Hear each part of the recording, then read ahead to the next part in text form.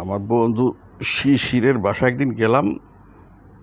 তো শিশিরও ছিল আমাকে ব্যাচের ভিতরে সবচেয়ে নাম করা কেন, সবার সাথে যোগাযোগ মেনটেন করা থেকে সামাজিক কর্মকাণ্ড এবং এনজিওর সাথে জড়িত আছে। যাই হোক, তার আগে বলি যে ঢাকা ইউনিভার্সিটি 1905 সালে, না 5 সালে কার্জন হল, 1921 সালের পর থেকে এখন পর্যন্ত কোনো ডিপার্টমেন্ট থেকে 6টা কাপেল বেরোইছে মনে হয় তার রেকর্ড নাই। এবং টিল নাও তা মানে 6টা কাপেল মানে একই ডিপার্টমেন্টের, তার ভিতরে শিশিরেরটা আমি একটা যেরকম তোর বাসায় গেলাম, তো রবীন্দ্রনাথের যে কালেকশন দেখিয়া আমার মাথা খারাপ হয়ে গেল।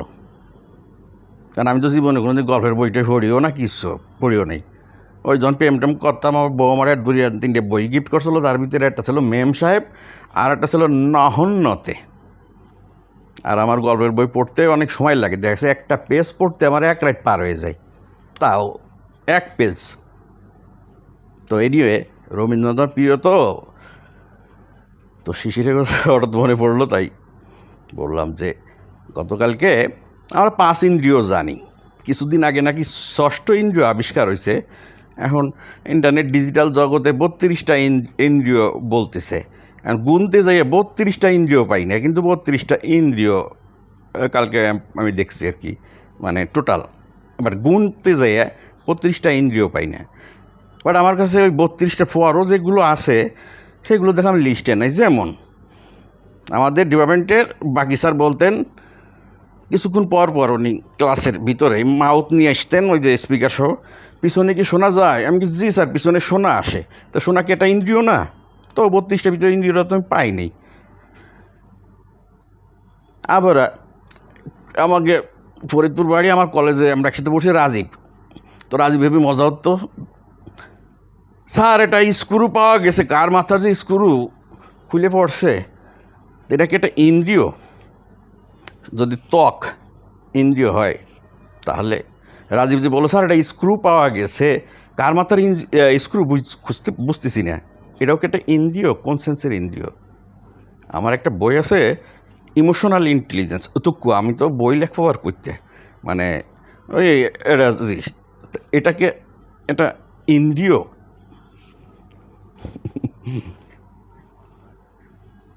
ওস্তাদ শাম তাবরিজের সাথে আমি দ্বিমত পোষণ করি, কষ্ট করি। কারণ আমি কেন করি?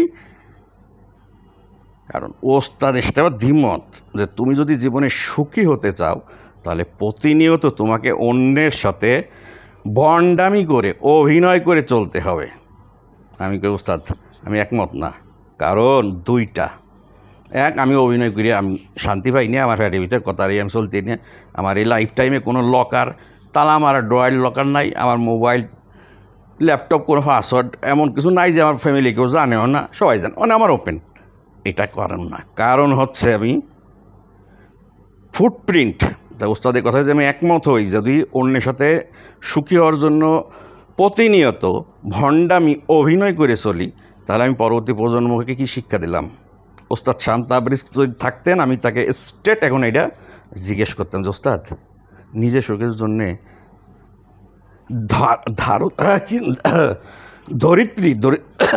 ধরিত্রীকে কিছু দিয়ে গেলাম?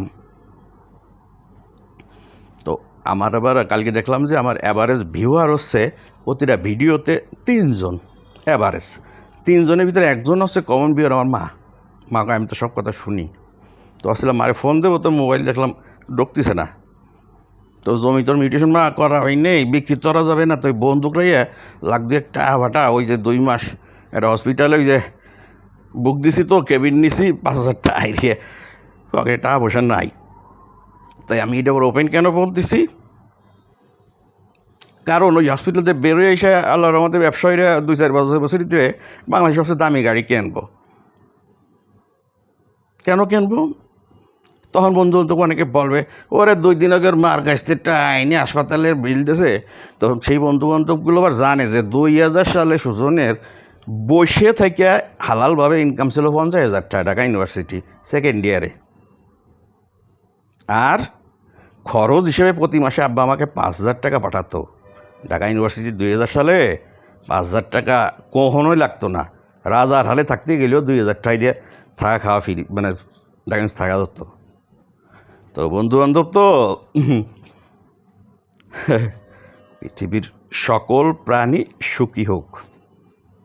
আর আর এক উস্তাদ বললো যে গোপন মানে নিজের দুর্বলতা কোনো দিন প্রকাশ করতে হয় না। তো কী জানি একটা অ্যাড দেখলাম যে কবে জানি বসুন্ধরার এতই গুণ 20 বছরে দাম বেড়ে হয়েছে 3600 গুণ। কুয়াকাটার এমনই গুণ 15 বছরের দাম বাড়েও নাই কমেও নাই। তাও যদি সমান সমান পাই আলহামদুলিল্লাহ। গতকাল ট্রমা সেন্টারে গেলাম, আমজনতা, বসার জায়গা নাই, দাঁড়ায় থাকতে আমার কষ্ট হচ্ছিল। অ্যাজ পার জনগণের মতো সিরিয়াল দিলাম, সিরিয়াল তো দেওয়াই ছিল, এক্সরে রিপোর্ট দিলাম। তো ডাক্তার কিনা, ডাক্তার হচ্ছে ডাক্তার সাহেবের নাম মনে নাই, উনি হচ্ছেন নিচে দেখলাম যে বাংলাদেশ মেডিকেল কলেজের অর্থোপেডিক ডিপার্টমেন্টের হেড, তার মানে মাস্টার। উনি পোলাপান ফড়ায়, আবার ডাক্তার, ভালো কথা। দেখতেছি রুগী যাচ্ছে, এ যাচ্ছে, ও যাচ্ছে, কত ভিআইপি কত সিআইপি। তো সাধারণ জনগণ কী জিনিস বুঝতে হইলে সাধারণ জনগণের জায়গায় দাঁড়াতে হয়। রাগ করে কষ্টের যন্ত্রণায় মুখ দিয়ে বের হয়ে গেছিলো যে মনে হচ্ছে ডাক্তারের রুগী ঢুকে ডাক্তার একটা লাথি দিয়ে চেয়ারতে ফেলাই দিই, বুক দিয়ে বের হয়ে গেছিলো। আবার আটকাইলাম। তো গেলাম ডাক্তারের রুমে। ডাক্তার প্রথমে জিজ্ঞেস কী করেন? আমি জি স্টুডেন্ট, পড়ালেখা করি। আর কিছু বললো না, কয় এক্সরেটা করে আসেন। আচ্ছা, এক্সরে করে আসলাম। সেকেন্ড টাইম আবার উনি যখন জিজ্ঞেস করলেন, কিছুই জিজ্ঞেস করলেন না, শুধু বললেন যে 2 মাস খাটেতে বেডেতে উঠা যাবে না, নড়াচড়াও যাবে না। তা আমি কিছু একটা জিনিস জিজ্ঞেস করলাম, বাট উনি আর ভ্রুক্ষেপ না করে মনে হইল যে আমি মানে ফুটপাতের গান্দা পচা। কিন্তু 1000 টাকা কত ভিজিট দিলাম মাস্টার সাহেবের ডিপার্টমেন্টের। তো আমার খুব রাগ জিদ উঠছিল যে আমি ওনারে পড়ানোর খুব ইচ্ছে যে স্যার কীভাবে পড়াতে হয় আজকে রাত 8টার সময় আমির খানের কাছ থেকে শিখেন। রাত 8টায় ওই যে কি একটা সিনেমা দেখাবে, তারে জামিন ফারে, গতকালকে দেখাইছে যেটা। আপনি তো মাস্টার, ডাক্তার না। কারণ কেন আমরা ইন্ডিয়া যাই? ব্যথার যন্ত্রণায় রাত 4টার সময় আমার বোর্ডে লাথি দিয়ে আমি খাটেতে ফেলাই দিয়ে গাড়ির চাবি নিয়ে আমি দৌড়ে গেলাম বাংলাদেশ মেডিকেলে। মেডিকেলে যাওয়ার পরে দেখে বললো যে অ্যাপেন্ডিসাইডে ব্যথা মনে হয়, ইঞ্জেকশন দিল। 2 দিন কিছু খুঁজে হয় না, এক্সরে আল্ট্রাসোনোগ্রাম অমুক তমুক। 2 দিন পরে গেলো যে কিডনির ব্লক না কি বলে।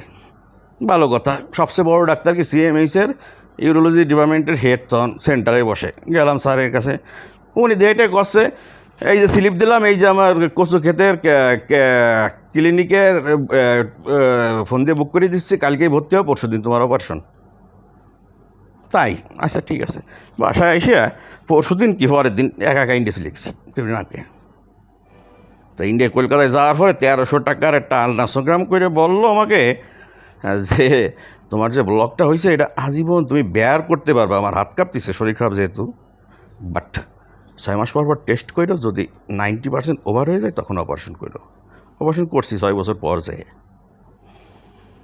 তো ডাক্তার আমাকে জিজ্ঞেস করছিল যে আমার সাথে ফার্স্ট হয়েছিল ইংল্যান্ডে বাংলাদেশের একজন, সেকেন্ড হয়েছিল বাংলাদেশের একজন, থার্ড আমি হয়েছিলাম, যে তোরা কেন এই জায়গায় আসিস? আমি স্টেট বলছিলাম কষাই। কারণ 1 লাখ টাকা টেস্ট করার পরও ধরতে পারে নাই আমার কি সমস্যা। আর কলকাতায় মেড ইন ইন্ডিয়ার ইনস্ট্রুমেন্ট ইউজ করিয়া তারা আমার অপারেশন করছে। আর বাংলাদেশ কি মেড ইন ইন্ডিয়া আছে? Made in Thailand, made in Japan, সব ইনস্ট্রুমেন্ট। হেলথ ডিপার্টমেন্ট, হেলথ মিনিস্টারকে কালকে ওই জায়গায় দাঁড়াইয়া হেলথ মিনিস্টার, হেলথ সচিব সবাই নাম্বারে ফোন করার জন্য চেষ্টা করছিলাম। ওই ডাক্তারের সামনে আমজনতার দিকে দাঁড়ায় 36টা মিনিট আমি দাঁড়ায় দিছি, বসার জায়গা নাই। অথচ কতজন যায় আসে। আমরা ভিআইপি না, আমরা সাধারণ জনগণ। ডাক্তারি সেবা। একজন ডাক্তার একটা রোগীর মাথায় হাত দিয়ে, আরে আপনার তো কিছু হয়নি, দূর এত চিন্তা করেন কে? রোগীও অর্ধেকে এমনি ভালো হয়ে যায়। মাস্টাররে কি আমি জ্ঞান দিতে পারছি? টাকলু আমার এক ভাই আমার বললো রাগ গোসাই সেই, তো আমি সেই ভাইয়ের উদ্দেশ্যে আজকে এখন এই ভিডিওটা হচ্ছে। ভাই আমার রাগ ওঠে, কিন্তু রাগের সময় আমি অনেক কিছু বলি, কিন্তু পরক্ষণে আমি কিছু রাখি না। এটাই আমার লাইফের ফিলোসফি। আর যাহারা রাগ পুষিয়ে রাখে তারা ডেঞ্জারাস। যারা পান বিড়ি চা সিগারেট খায় না, আমি তাদের খুব ভয় পাই। কেন ভয় পাই? কারণ তারা খুব এক্সেপশনাল হয়, এমন কিছু লাইফে এটা ঘটায় ফেলে অকল্পনীয়। যেমন আমার বড় ভাই কোনো কিছু খাতো না, পান বিড়ি চা সিগারেট, অথচ গোপালগঞ্জ এটা ইতিহাস করলো, একটু শব্দ করে নাই।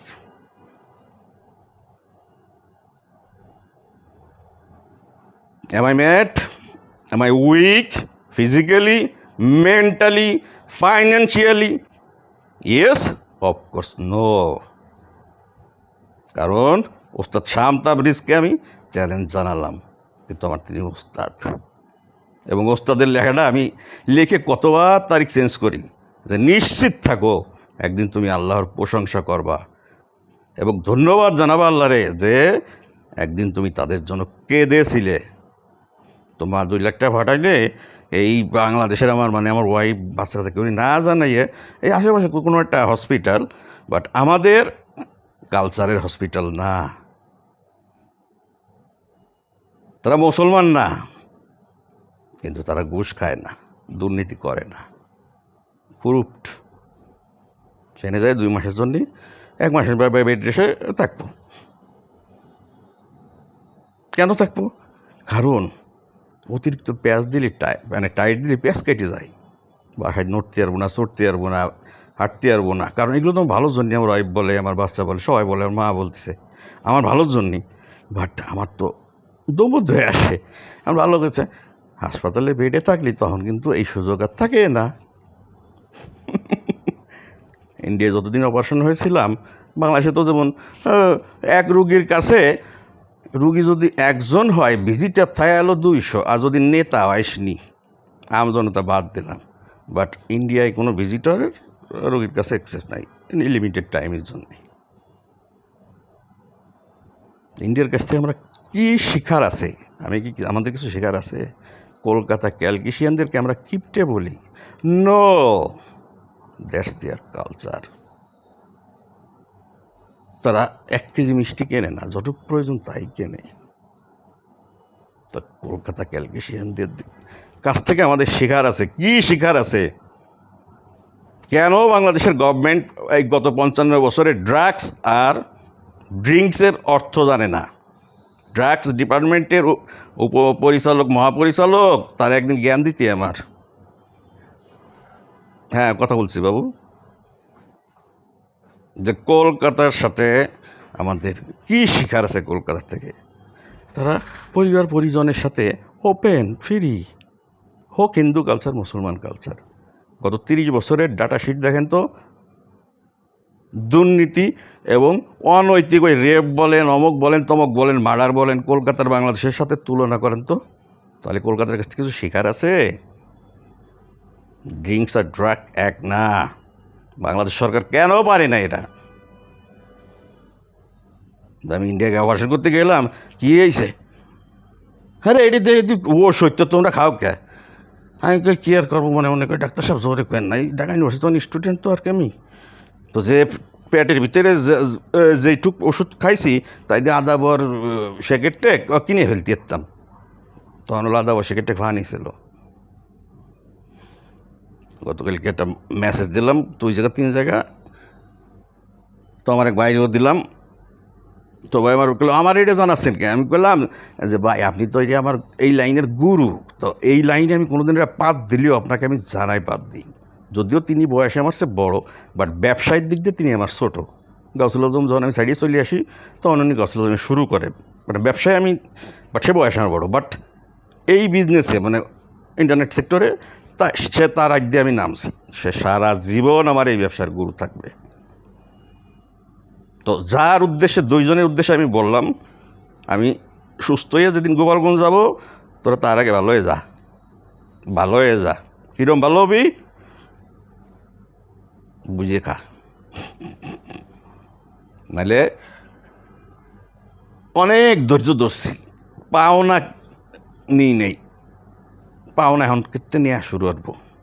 কারণ টাকা পয়সা না থাকলে ভালোবাসা পিছনের দরজাতে বলে ফল হয়, রবীন্দ্রনাথ কইছে। আর ওই রবীন্দ্রনাথের জীবনে প্রথম কবিতা কি? আমার নুনু ছোট্ট নুনু, দাদার নুনু মস্ত, দিদির নুনু চ্যাপটা নুনু, মাঝখানে তার গর্ত। তো 10 বছরে যে অত্যাচারটা করছি তা আল্লাহর কাছে বসে মা কইছে, বাজান ইশারায় নামাজ পড়িস, তা নামাজ পড়ে তওবা করবো যে আল্লাহ 10 বছর যেটা অত্যাচার করছি ওইটা আমার ফেরত দেওয়ার ডাবল হিসেবে, এই জন্য আমি তওবা করতেছি। তারপরে ওইটাই দিয়ে কয়েকজনের বাড়বো একটু। কেন বাড়বো? যাতে পরবর্তী প্রজন্ম ওইটা দেখে কিছু শেখে। গতকালকে রাকিব উদ্দেশ্যে লিখলাম, ডাকসুর বিপির উদ্দেশ্যে লিখলাম, সাদ্দামের উদ্দেশ্যে লিখলাম। ওরা কে আর আমি কে? আমার কি ওরা চেনে? আমি ওদের চিনি, ওরা আমার চেনে না। ওরা কত বড় বড় নেতা। আর কী লিখলাম, কী বুঝালাম? আমার বেনিফিটটা কি? রাজনীতি, হিউম্যানিটি। ইন্দ্রিয় 32টা না, ইন্দ্রিয় আনলিমিটেড। তাহলে একটা মানুষের অটোবায়োগ্রাফি কয়টা হয়? একটা হয়। এই পৃথিবীর ইতিহাসে আমি আমার অটোবায়োগ্রাফি ইন্দ্রিয় যে 32টা, ওর সাথে আরও 18টা যোগ করে টোটাল 50টা আমার অটোবায়োগ্রাফি আমি লিখে পৃথিবীর সবার সামনে উপস্থাপন করব। কেউ বলতে পারবে না যে একটাও অটোবায়োগ্রাফি বই নেই। তাহলে একজন মানুষের বায়োগ্রাফি কয়টা হইতে পারে? পাগলের পোলা ন।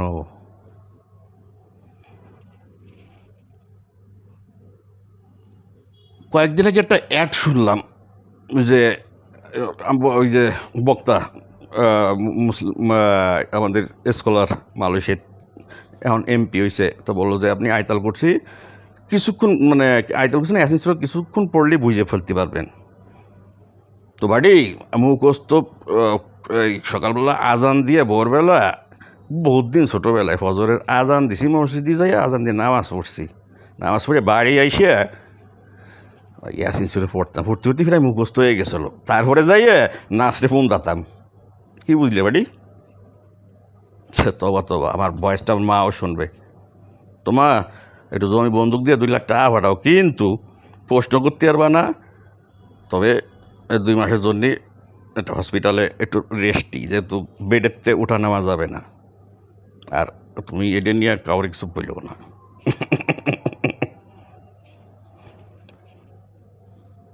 রয়্যাল বেঙ্গল টাইগার আর বাঘ এক না, ভারত আর ইন্ডিয়া এক না। পশুর নদীতে যে স্রোত, রয়্যাল বেঙ্গল টাইগার সোজা যতক্ষণ পর্যন্ত পার না হতে পারে ওই পারে যে ব্যাকে আসে আবার যায়। যে স্রোত যদি তাকে একটু সরাই দেয় সে পার হয় না। এইটা হচ্ছে রয়্যাল বেঙ্গল টাইগারের বৈশিষ্ট্য। দিল্লি থেকে এসে যে 3টে স্যান্ড ওভার ইনস্টপ বানাইছিলাম, একটা আমার বাসায়, একটা গণমান ছিলাম, আর একটা গাড়ি পার্কিংয়ে রয়েছে। ইচ্ছে করে ওদিন ব্যাক গিয়ারে জোরে দিলাম যাতে ওটা লাগিয়ে ভাঙিয়ে যায়, কারণ দেওয়ার মতো কেউ পাই নেই। পরে না আমি দেখলাম না, ভাঙি নেই, এখনও পড়েই রয়েছে। একজন কেউ খুঁজতেছি, তো ওইটা কেউ গিফট দেওয়ার জন্য স্যান্ড অফ ইনস্ট্রুমেন্টটা এখনও পাই নেই কেউরে। আমি বাংলাদেশের কাউরে এখনও আমি পাইনি। কেন পাই নেই? আমার সে 1 কোটি গুণ কোয়ালিফাইড লোক আছে, বাট আমার কাছে আমার দৃষ্টিভঙ্গি, আমার মনের থেকে যদি এটা রিক্সাওয়ালারও পাই আমি তাহলে দেবো। এম আই মেট শুয়ে রয়েছি তো। ওরে ক্ষমতা রে, ওরে সাধারণ জনগণের কষ্ট, আর ওরে ক্ষমতা।